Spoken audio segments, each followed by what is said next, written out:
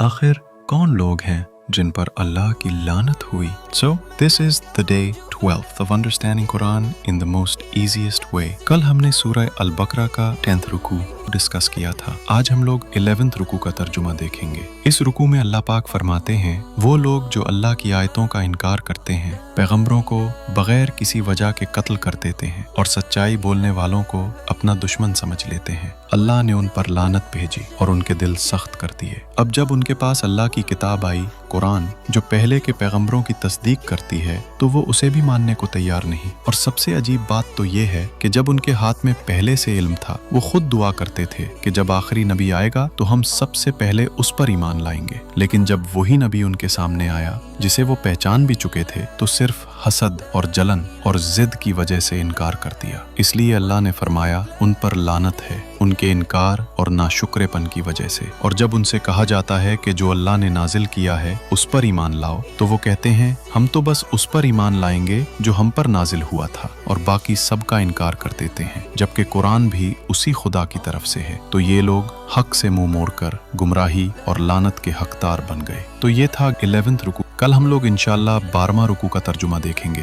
तो याद से फॉलो कर लेना। फे अमानिल्लाह।